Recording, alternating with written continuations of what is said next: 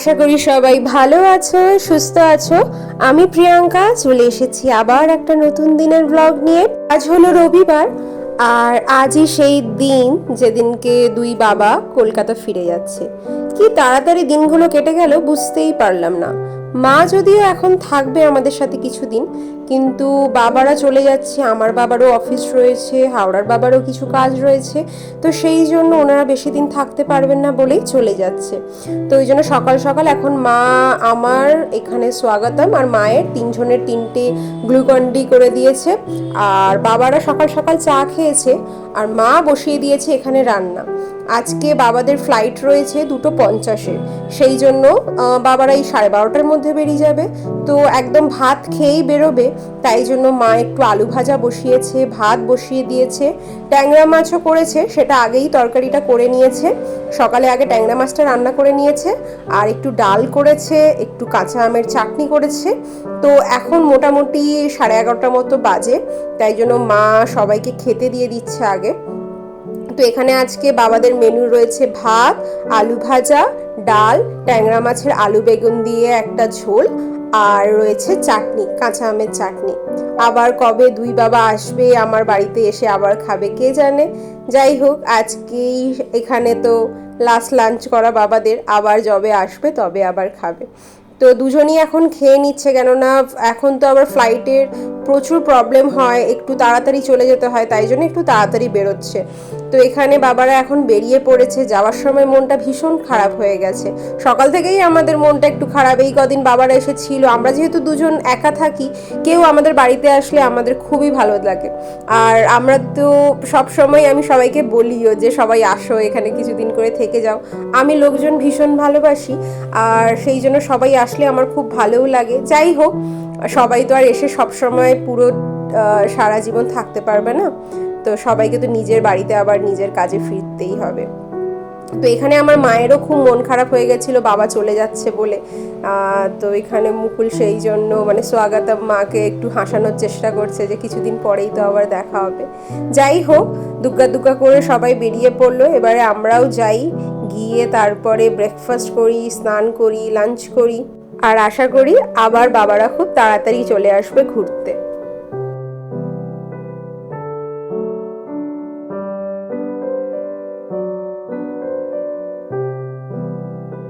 দুপুরের লাঞ্চ শেষ করে আমরা একটু শুয়েছিলাম, আমি আর স্বাগতম। মা শোয়েনি, আর তো আমরা দুজন একটু ঘুমিয়ে ওঠার পরে স্বাগতম আর আমি একটু ল্যাংচা খেলাম, রসগোল্লা খেলাম। ও একটু মুড়ি দিয়ে খেলো, আমি এমনি শুধু ল্যাংচা রসগোল্লাই খেয়েছি। মা কিছু খায়নি, তো এখন ইচ্ছা করছিল একটু ফুচকা খেতে যেতে, তাই জন্য এখন তিনজন মিলে বেরিয়ে পড়েছি। আগে একটু ফুচকা খাবো, তারপর একটু বাজার করার রয়েছে, একটু মাছের বাজারে যাওয়ার রয়েছে, সেই সব বাজার করে তারপরে একদম ফিরবো। মাছ একদম শেষ, সেই জন্য ভাবছি সপ্তাহের মাছটাও তুলে নিয়ে চলে আসবো।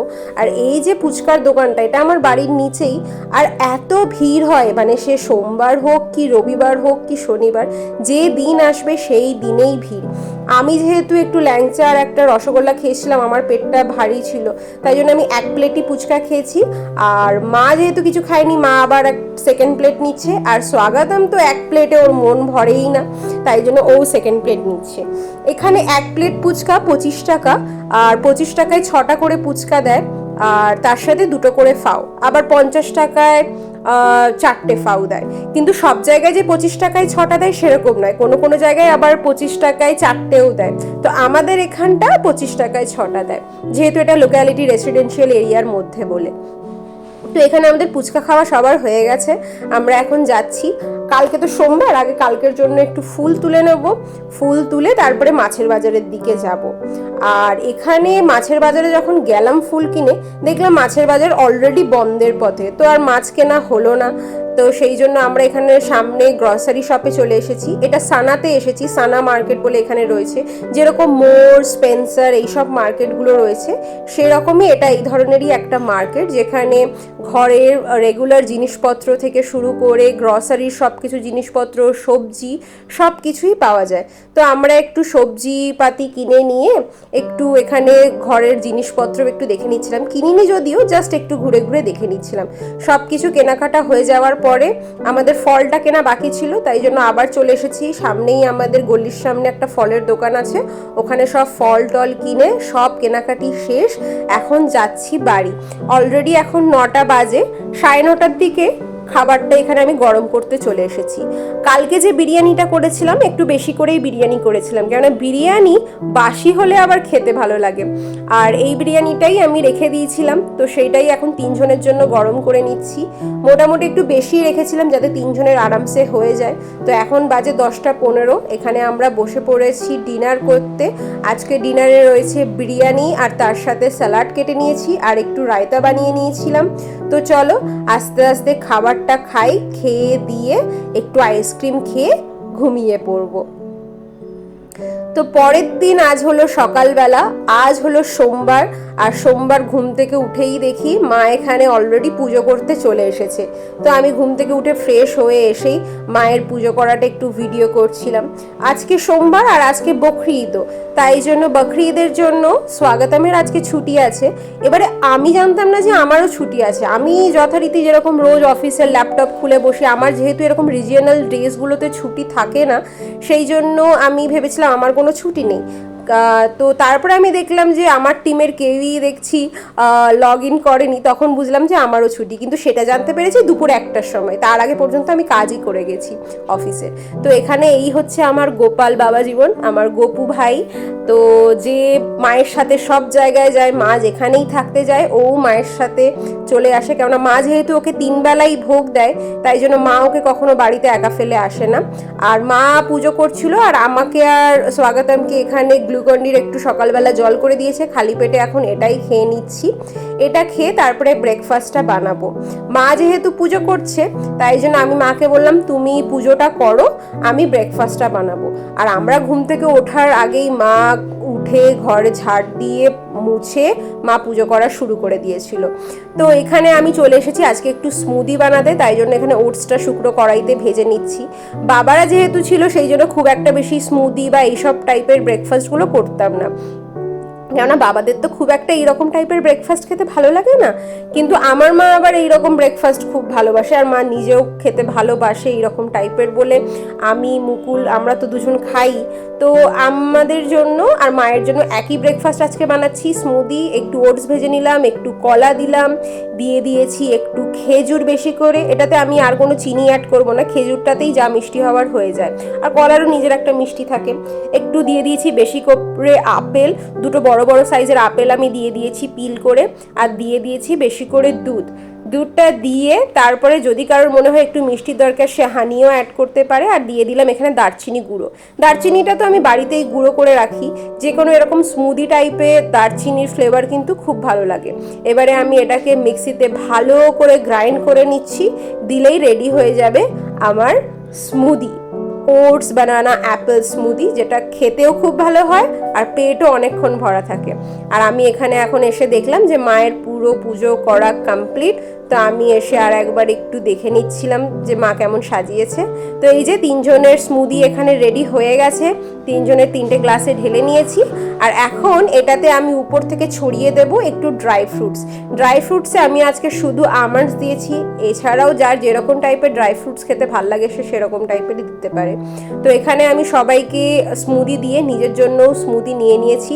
স্মুদি নিয়ে আমি কাজ করতে বসেছিলাম, মা এখানে সবজি কাটতে বসেছে, আর ও এখানে গেম খেলছে আর স্মুদি খাচ্ছে। যেহেতু ওর আজকে ছুটির দিনগুলোতে ও একটু গেম খেলতে ভালোবাসে, তাই জন্য ও গেম খেলছিল। কিন্তু গেম খেলতে খেলতেই হঠাৎ করে কারেন্ট চলে গেছে, তাই জন্য ওর মুডটা অফ হয়ে গেল। যদিও এখানে কারেন্ট খুব একটা বেশিক্ষণের জন্য যায় না, কিন্তু মানে আমাদের বাড়িতে 10 মিনিটের বেশি বা 15 মিনিটের বেশি কারেন্ট যায় না, খুব বেশি হলে কোনো দিন আধ ঘন্টা হয়তো যায়। আর এখানে মা সকাল সকাল আগে লাউ কেটে নিচ্ছে, আজকে বানাবে লাউ, বললো দুধ লাউ বানাবে আজকে রান্নাটা একদম পরের দিকেই করছে, কেননা ও তো আজকে অফিস যায়নি, তাই জন্য পরের দিকেই রান্নাটা বসাচ্ছে। এখন বাজে 10:30টার মতো, আর মা এখানে রান্না বসিয়ে দিচ্ছে।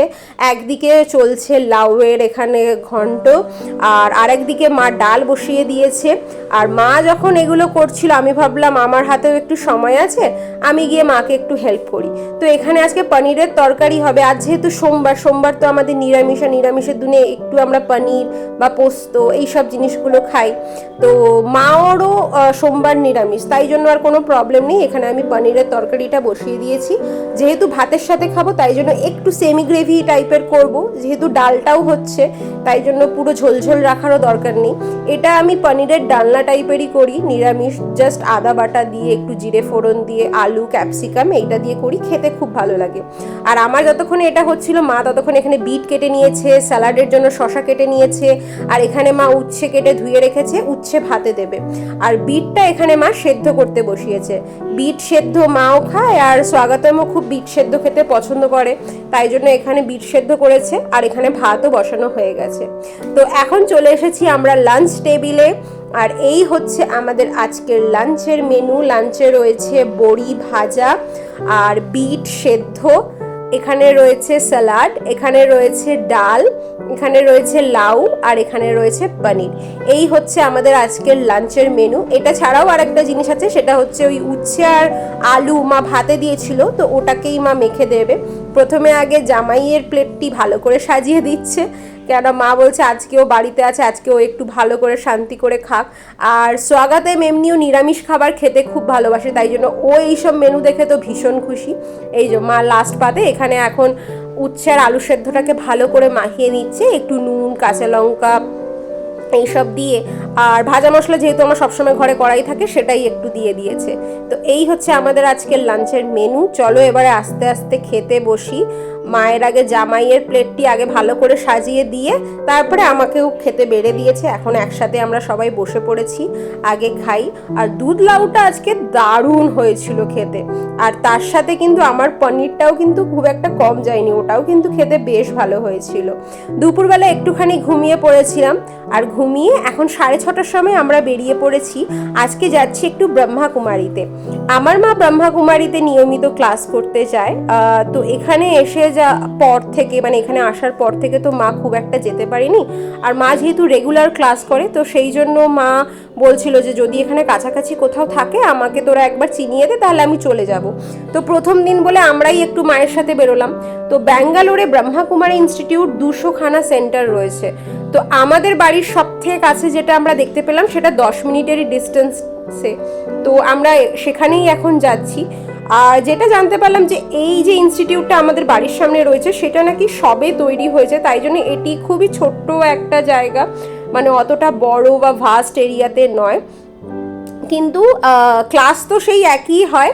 আর যেহেতু আমাদের বাড়ির কাছে বলে মা বললো তাহলে চল এটাতেই যাই, ছোট হলে কি হয়েছে জিনিসপত্র তো সব একই। তো এই জন্য আমরা এখানে চলে এসেছি। ওই যে শিবলিঙ্গের মূর্তি রয়েছে উপরেই, সেটা দেখেই আমরা চিনতে পেলাম। আর ওখানে রাজ যোগা মেডিটেশন সেন্টার বলে লেখা ছিল, সেইটা দেখে মা বুঝতে পারলো যে এটাই, কারণ এখানে মেডিটেশনেরই যেহেতু ক্লাসগুলো হয়। তো ভেতরটা যখন গেলাম, ভেতরটা এত বেশি পিসফুল ছিল, আর ভিতরটা পুরো পিন ড্রপ সাইলেন্স ছিল, মানে আমরা যদি নিজেরাও কোনো কথা বলছি আমাদের যেন মনে হচ্ছে সেটা অনেক জোরে শোনাচ্ছে। ভেতরটা অপূর্ব শান্তিময় ছিল আর খুব ভালো লাগছিল, মানে খুব ভালো একটা ভাইব ছিল। তো এখানে আমরা এই রুমটাতে আমি আর স্বাগতম পরে এসেছিলাম একটু ইন্ট্রোডাকশনের জন্য, বিকজ যে কেউ যখন প্রথম যায় তো এখানে ইন্ট্রোডাকশন দেওয়া হয় যে মানে what is this institute all about, বা এখানে কি হয় ওগুলোই ইন্ট্রোডাকশন দেন যেহেতু, সেই জন্য আমরা এখানে ওয়েটিং রুমে ওয়েট করছিলাম। তো ওনারা পরে আমাদেরকে ইন্ট্রোডাকশন দিয়েছিলেন, খুব ভালো ছিল, মানে যারাই ছিলেন খুব ভালোভাবে সবার সাথে বিহেভ করছিলেন, খুব ভালো ছিল সব কিছু মিলিয়ে। তো এখানে আমরা 7:30 এখন বাজে, আমরা বেরিয়ে চলে এসেছি। মা যেহেতু মায়ের ক্লাসের টাইম জানতো সেই জন্য আমরা সেরকম মতোই গেছিলাম। তো এখানে মা ঘুরে চলে এলো, আমরাও এখানে রাস্তা দিয়ে হাঁটতে হাঁটতে বাড়ি চলে এলাম। যাওয়ার সময় অটোতে গেলেও আসার সময় হাঁটতে হাঁটতেই এলাম, যাতে আমরা রাস্তাটা চিনতে পারি সেই জন্য। আর 10 মিনিটের একটু ডিস্টেন্স, হাঁটাটাও আমাদের হয়ে গেল। তো এখন আমি রাত 9:30 বাজে আর বসিয়ে দিয়েছি এখানে খিচুড়ি। আজকে বানাচ্ছি নিরামিষ খিচুড়ি। আমার মা খিচুড়ি খেতে একদমই ভালোবাসে না, তাই জন্য মা বলছে অন্য কিছু একটা বানাই। তো আমি বললাম চলো আজকে নিরামিষ খিচুড়িই বানিয়ে দিই। আর আমি তো নিরামিষ খিচুড়ি আমি যেটা করি সেটাই বানাবো, মানে 5 ফোড়ন দিয়ে আমি যে চটজলদি খিচুড়িটা বানাই ওটাই করব। তো এখানে আমি আগে চাল ডাল সিদ্ধ করে নিয়েছি প্রেসার কুকারে, তারপরে আমি মশলা কষে ওর মধ্যে খিচুড়িটা দিয়ে মানে চাল ডালটা দিয়ে বানিয়ে দিয়েছিলাম খিচুড়ি, একটু ধনেপাতাও ছড়িয়ে দিয়েছিলাম। আর এখানে বানিয়েছি রায়তা, আর আছে তার সাথে সেকা পাঁপড়। আজকে একদম হেলদি খাবার দাবার। আর খিচুড়ি খেতে আমি আর স্বাগতম দুজনই খুব ভালোবাসি। আমার মা একটুও খিচুড়ির মানে প্রিয় নয়, কিন্তু আজকে আমার খিচুড়ি খেয়ে মায়ের এত ভালো লেগেছে, তো আমি ভাবলাম যাক আমার তাহলে পরীক্ষা সফল, মানে মায়ের ভালো লেগেছে মানে নিশ্চয়ই খিচুড়িটা তার মানে ভালো খেতে, কেননা আমার মাকে যতই খিচুড়ি দিয়ে দাও সে একদমই ভালোবাসে না। মায়ের ভালো লেগেছে মানে তার মানে সত্যি হয়তো খিচুড়িটা আমি ভালোই বানিয়েছি। তো চলো এবারে রাত্রের ডিনারটাও কমপ্লিট করি। তো আজকের ভিডিওটা তাহলে এতটাই থাক। আর আমার চ্যানেলে যদি নতুন হয়ে থাকো তাহলে প্লিজ একটা লাইক করে দিও আর সাবস্ক্রাইব করে দিও ভালো লাগলে ভিডিওগুলি।